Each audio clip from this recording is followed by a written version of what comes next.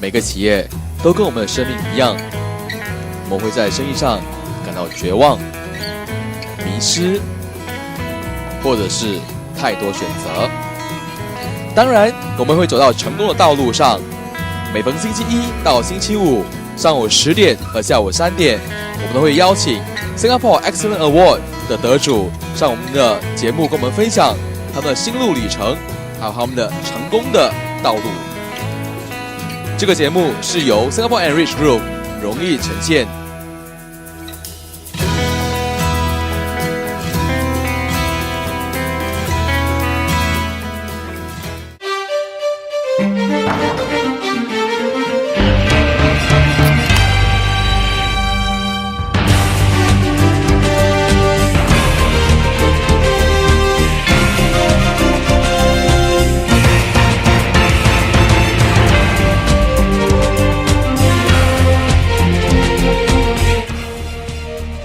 Welcome to Personalities de la Vie.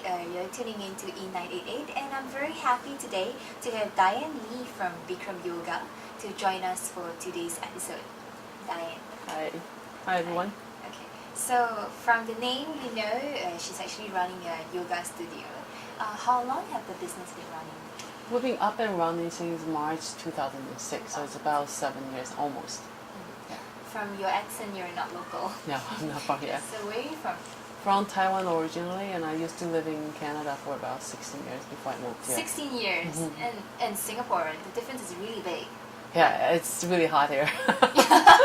Yes, it's hot and humid and rainy and hot. Yeah, but I think after like 8 years, I'm kind of used to the hot weather now. I can't go back to the winter time; it's too cold. Okay. Right. So after all, even in Taiwan during the hot days, it's really hot as well. Yeah, I found it's very different though, because in Singapore you still got a lot of breeze going on. Yeah. Because my family's in Taipei, so it's literally like you're going to a hot pot and the air just trapped. It's really humid there. But there's so many good food and That's shopping to do in Taiwan. Okay. Let's do this. Right. So you actually came all the way from Taiwan to Canada and to Singapore just to start up this business? Yeah, it is. It's more for the family reason. I used to be a marketing consultant. I was in the marketing and brand management and advertising field. And I started doing the yoga because I had some health issues. And because I was really an independent contractor as a freelancer consultant at the time, so I have about like 2 to 3 months a year. And I just had a training done and then decided to change my career. Yeah. Okay. So you actually have to go through a lot of practices before you're actually able to give yoga classes. I went for yoga classes and I wanted to take the yoga instructor course. Yeah. But the thing is that the amount of stretches, the flexibility moves are fine. It's the power moves that are actually killing me. So, I mean, some people are good at power moves. So, the combination of it, it's really tough. The amount of practice they have to put in to be able to coach. Yeah. So, Bikram Yoga is very different the way we teach. We actually non-stop talk to you for 90 minutes. We don't stop. People are like, oh, shut up, you're so noisy. And this guy just told me that you should be an auctioneer. Because we talk a lot. We use the verbal comment instead of like, because I know a lot of yoga classes is done by you follow the teacher. They do one move and you move accordingly. We don't do that. We basically try to build out the body and mind connection. So by using our verbal comment and your body follow. And it's actually safer for the students as well because we're constantly watching them to make sure that they don't do anything funny to hurt themselves. And actually, that's a different way of running the yoga classes. And it's quite intense because it depends on how the training was done. I think our training is a 9-week intensive training. We do 2 classes a day, and each class is 90 minutes. Classes are done at like 125 Fahrenheit degree. So you literally just sweat the whole day, and we have a whole script that we have to memorize word by word. it's wearing such a good figure. Yeah, so if you want a good figure, you know where to go to Bikram Yoga.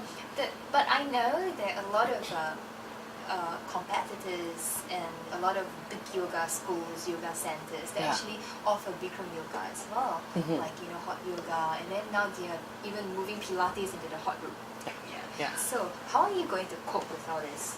Well, I think each yoga studio has its own characters. Ours has been pretty, since we first started, and people called us the most expensive yoga studio because it was really done in the hidden room. Everything we done properly. We don't just putting any regular yoga mats or stuff. We actually tailor-made everything from the yoga mats to the bath towels and everything.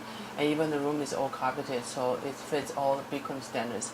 To compete with others, I think it has to be the quality of the classes that stands out. Like in our center, we have 7 instructors, and all of us are full-time instructors. We don't do part-time instructors. So literally the teacher, they focus on teaching. So, as a teacher, you have to craft your own teaching skills. So it's not like you graduate, got a certificate, then you can teach. So it's definitely something that is very dedicated and focused. Yeah. So what made you go into yoga teaching instead of just practicing it?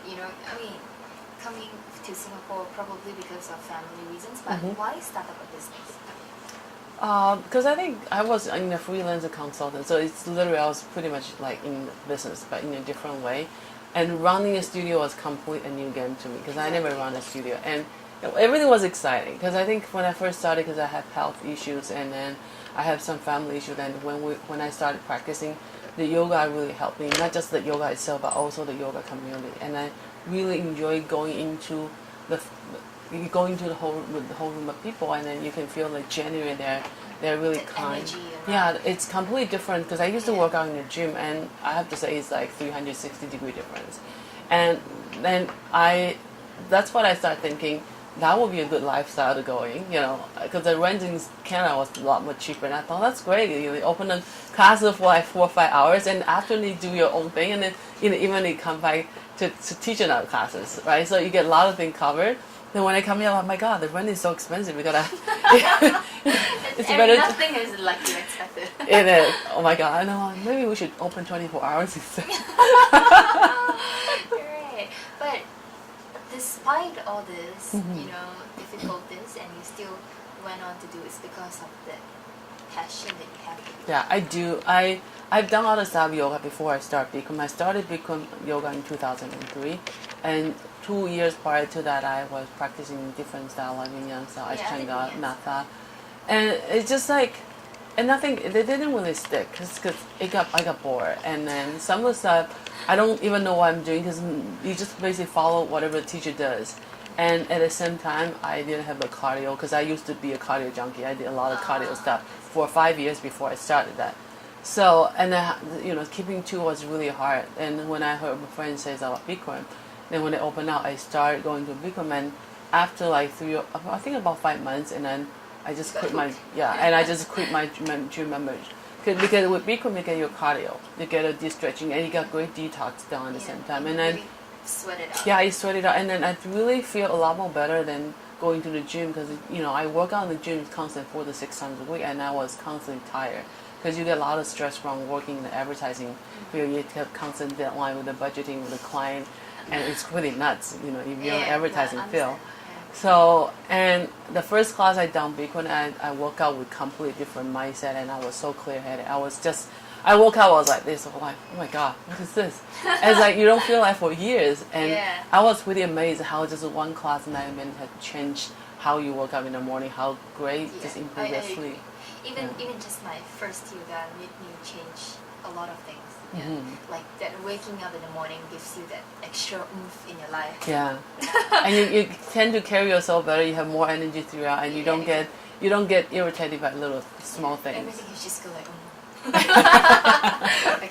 Anyway, so after starting out, what are the challenges you have faced as in the customers have given you? Have you met nasty customers? From time to time, I think I have to say in the past 7 years, we're pretty lucky. You have a couple of the difficult customers, but you're in the service industry. That's something you're expecting. Because I know, even when I go to the gym, you always meet a lot of very bitchy people who really gives it to the receptionist, and it's the gym. One thing about our studio is, I have to say, I think the culture is really good in our studio. And then people come in, they go into the room, they're new. We do have a lot of travelers or like studio, like so-called yoga hopper. They hop around the studio to check out the place. Sometimes they don't understand the culture, and then. But I think I'll remember once they walk into the room, they feel the quality and the quietness, and they kind of hopefully they got it. We do run into a couple of them, but the worst one was actually a visitor, and then it was pretty bad. So I have to write an email. I'm really sorry for the experience, but this is not what we're standing for. And then, we welcome you to the studio if you can behave, respect to any other ones here, including our front desk or cleaners. We don't even treat our cleaner as cleaner. They're just another human being. So say if the situation continues, then we'll have to reject your service. We actually did turn down some of the services. Wow. Yeah. That's for the benefit of the bigger The whole of group, people. yeah. I think that's actually something that's very hard to do, but it's a good thing to do. Yeah, it's a good thing to do, and I think other members, when they look at it, they understand, because I think it's something, it takes education to let people know, you have to treat. I mean, you come here as a community and not Yeah. exactly an individual. Yeah. So especially when it comes to doing yoga. But how are you supposed to, bring this message forward? It's actually really difficult. So with all these difficulties that you have faced, I'm sure you work late nights and things like that. So are there support given by your family? Lots of I think because I have my sister here. One of my sisters moved here recently, opened another boutique, so we're owning the business. So now all three of you are in Singapore. Yeah, 3 of us are in Singapore. I still have 2 sisters. I come from a big family. We have 5 girls. Yeah, so 2 of them were in Taiwan because my parents getting old now. They're in their 70s, so it's good to have some surrounding there. And it's really close. If we need to go back to check them, just 4 hours flight, we can go back right away. And that's one of the reasons why I moved here instead of staying in Canada. Was it really sad to leave Canada back then? Like the difference is really big. You don't get fresh air here. I mean, you get fresh air, but not. Yeah, those cold, crispy, Yeah. sweet air. You don't get it here. You don't get morning trail walks here. You No. don't get. Right. So But- it was a big move.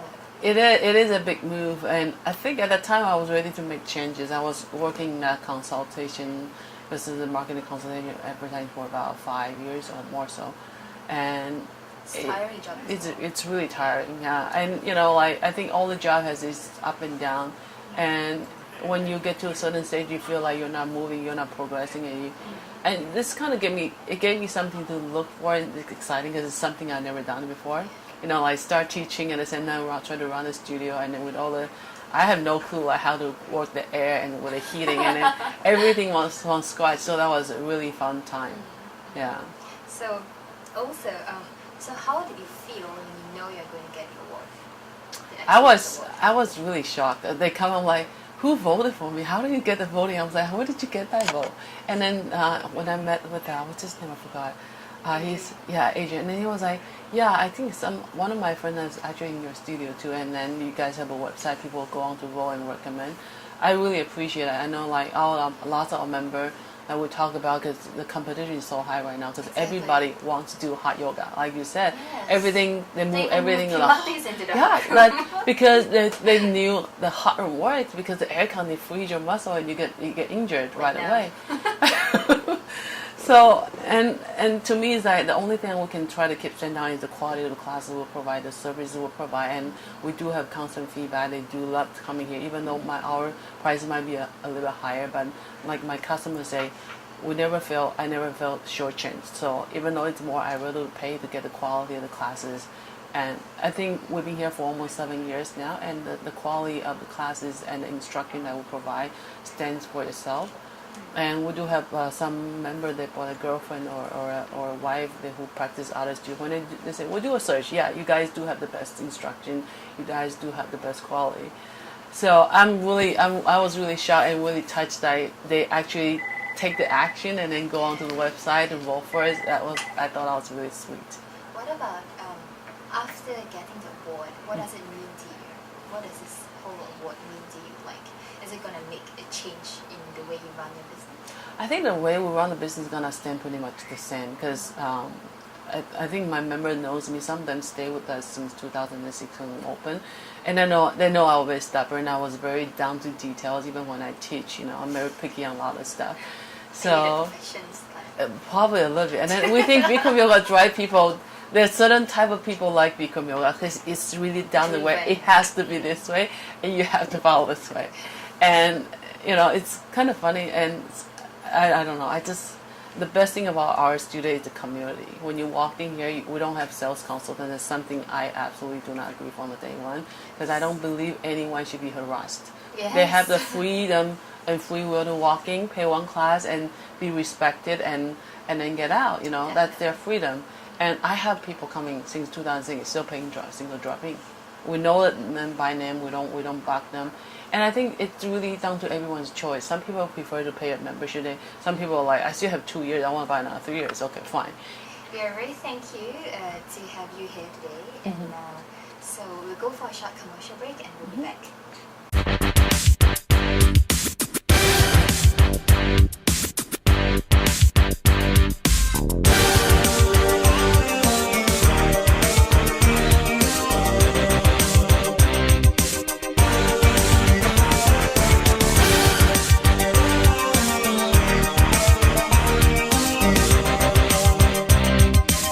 Welcome back to Personalities DLV at E98. You're with me, Cecilia, and today we're very happy to have a guest here, Diane Lee from Bikram Yoga City Hall. So with Diane here, who's actually have parents in Taiwan and things like that. So have you ever thought of expanding your business back into Taiwan instead? Well, there's a possibility we have to talk about it because now I have a little more experience on, how the all this like technical backgrounds and how to run the studio from the inside out. There's definitely an opportunity of doing that, but only thing is that I'm the only person who runs the studio. So Manpower. yeah, well, actually I have a lot of students told me to like, why don't you come to London? Why don't you come to Australia or come here to open the studio? And I don't know how I'm gonna do because think about like flying, just wasting so much time. So yeah, long term, definitely that's a goal because my parents are there. I still have my two sisters there, and I guess we'll have to kind of hopefully in a few years down the road, To go back maybe. to Taiwan. Yeah. Have you thought about expanding it here in Singapore, like probably having 1 or 2 more studios around the area? I thought about it, but then I thought about my location in City Hall. I thought it's probably the best location in whole Singapore because we are right above the MRT and there are 3 lines right now. When I look at other studios, they are really close to MRT line, but you have to get our MRT and go past the traffic light. So to like push all the people out because we have no late policy. You're late for 1 minute, you're not allowed to go. We don't even take you to coming 1 minute before the class because you're definitely gonna get kicked out. So Because it's a whole system in Bikram. yeah, and then to us, it's really important that people have this cultivate this quality before you settle in life, before you starting yoga. We really don't want you to like going rushing with like out of breath, and you start doing the breathing, try to bring your heart rate up. Your heart rate is up. I would think about the class would be like hell. So that's why one thing I think location here is the best. We thought about going other places, but now there's so many studios there. Yeah. And I have 2 yoga rooms there. We actually run about 56 classes a week, and we look at the capacity. We can run even more classes because with the 2 room we can really literally run back to back. Because I know in Hong Kong before they run like 86 classes a Wow, week. but that's really, really impressive. 56 classes a week and 7 instructors. There's like two classes per instructor a Yeah, day. yeah, pretty much It's so. really tiring, and with all the effort that you're putting, I think it's really well deserved for you to get the award. Thank you. And yeah, so thank you very much for joining us here. And for more information, you can visit their website, which is It's www.bikramyoga.com.sg, or the simplified one is bych.sg. BYCH. It's Bikram Yoga City Hall. We got a website called beach.sg. Interesting. Okay, thank you for tuning in to E988 at Personalities DLV. See you.